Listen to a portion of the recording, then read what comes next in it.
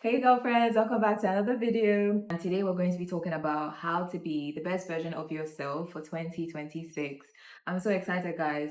I love you all so much that I decided to just do this video really quickly, even though like my eyelashes are busted and they need a refill. But yeah, here I am. Okay, stick with me and you're going to enjoy this. Thank you. So yeah, I wanted to come on here to talk about what it really means to be the best version of yourself. I decided to be the best version of myself like 8 years ago. I didn't know what the best version of myself looked like, but I knew I wanted to work on myself. I knew I wanted my confidence to improve. I wanted my appearance to improve. I wanted to be more social. I wanted to look better. I wanted to dress better. I wanted to be more outgoing. And I just didn't know where to start from. But I'm here to tell you that just the decision alone in writing it down or just deciding that I'm going to be the best version of myself lays the groundwork, lays the foundation of actually working on yourself and being the best version of yourself. So setting that intention that, okay, I want to be the best version of myself. I think also having a journal at the time, I literally made a journal and I dedicated it to wanting to be the best version of myself. Literally on the cover of the journal, it had become the best version of yourself. And so that journal basically held me accountable. But of course, you don't have to have a journal, but you have to have it written somewhere. I wanted to be the best version of myself, so I got that journal. I didn't know what exactly I wanted to work on. I wanted to start with my childhood wounds. So obviously at the time I couldn't afford therapy, so I was just writing things that came to mind and I would read up on a lot just to work on myself. You just need to make the decision that I'm going to be the best version of myself, even though you don't know what that looks like. You don't have to know. Just the decision alone is enough. I wasn't prepared to lose people that came with being the worst version of myself. I wasn't prepared to lose friends. I wasn't even prepared to lose family, to be honest with you. And you're also going to lose a part of yourself as well. You have to, because you can't be the same person and then get the new things or get the things that are in your desired reality while still living in your current reality with the same habits, with the same people. So you sort of have to drop a lot of habits, drop people who are going to not vibe with you. Looking back in hindsight, like I'm glad that those people fell off, because if those people stayed in my life, I would have still been the same. Like those things needed to happen for me to actually be my best self. Obviously, at the time, it wasn't the easiest thing to go through. I'm not going to lie to you. It's one of the hardest things you can ever do, like becoming the best version of yourself. Because if you think about it, like the friends that you currently have, they're your friends because you guys share the same beliefs. You guys are motivated by the same things. You guys are in the same environment. If you're now at the level where you want to grow, you want to level up, you want to work on yourself, you start doing better for yourself, you start making more money, you start hanging out in different spaces, you start reaching out to new people and just new opportunities, and you start getting opportunities and blessings in your life, your friends are going to feel uncomfortable by that and they might not want to be around you as much anymore because you're not as fun. Because then you are like a constant reminder of what they don't want to do to grow, to be honest with you. It's not easy. But I'm not saying this to scare you. I'm saying this to let you know that it's worth it if you have to let go of these people. And of course, I'm not saying that you should let go of all your friends because there are some of your friends that might still want to grow with you, but that's not the case. For the most part, that's not the case. So, what you want to do is to actually come to terms with the fact that, like, not everybody will be able to understand what you're doing. I remember when I wanted to make more money and I told my family that I want to start a business. I don't think people really understood what I wanted to do, or people even supported me in what I wanted to do. But I ended up doing that business anyways. I remember somebody telling me, like, I had zero sales at the time. This was when I had my Etsy shop. I had zero sales. Somebody literally told me, and this is my friend. Like she literally told me, that, oh, people don't really support businesses in the UK.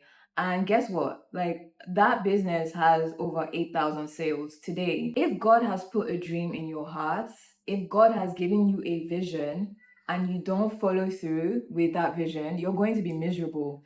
You don't have to tell people that you want to be the best version of yourself, that you want to be more successful in life. You don't have to tell your friends, because your friends are probably going to not want you to do better than them. It depends on their mindset, but most people are not going to encourage you to do better or encourage you to become the best version of yourself. So this is something that you have to like do one on one with yourself. You have to be committed to this, and you have to stop yourself from self-sabotaging and going back to who you used to be. If it's a business that you want to start, if you need to move to a new city to rediscover yourself, do it. It doesn't matter if it makes sense to other people or not, because I mean, God didn't give them the idea to do that. So it wouldn't make sense to them anyways, right? Do it. You only have one life to live. You're not here to live life for other people.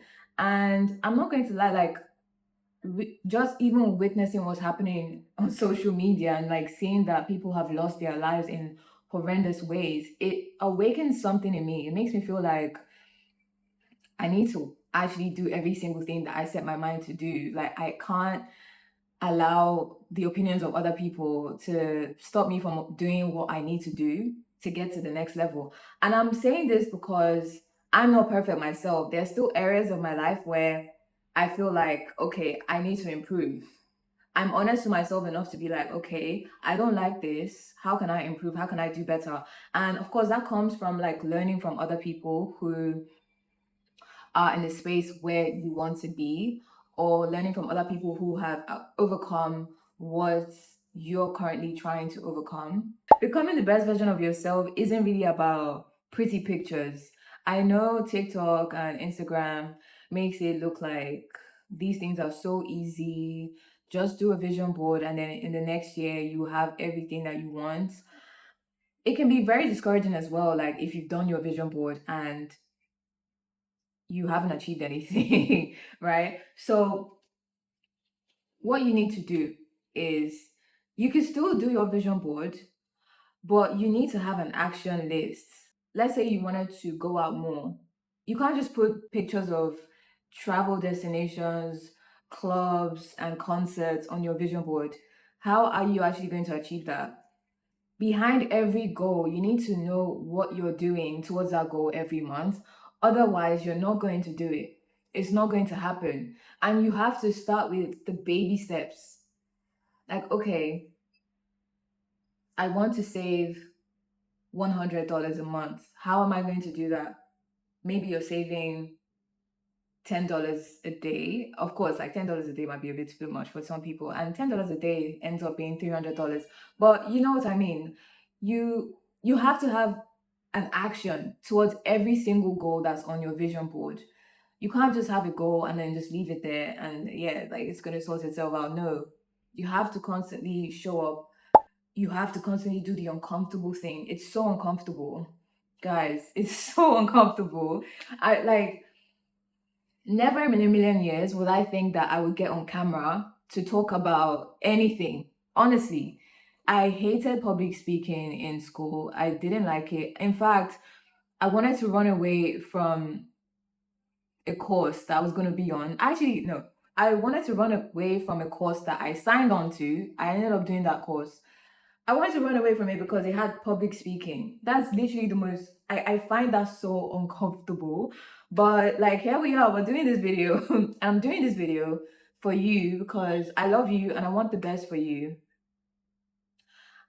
No more complaining, no more being a victim, no more putting ourselves in uncomfortable situations.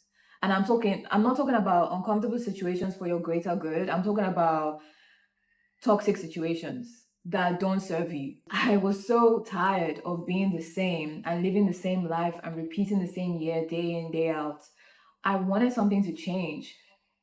I was so tired of playing the victim in my life, in the life that I'm supposed to be the creator. Like it didn't make sense. Like after a while, I got tired of being the victim. I got tired of trying to change people around me as well. Isn't that so funny? Like we try to change people around us, but the person that you really need to change is yourself, because when you change yourself, the people around you will drop like flies. They won't be able to relate to you anymore. And you will just find better people, people who are more aligned with the person that you are.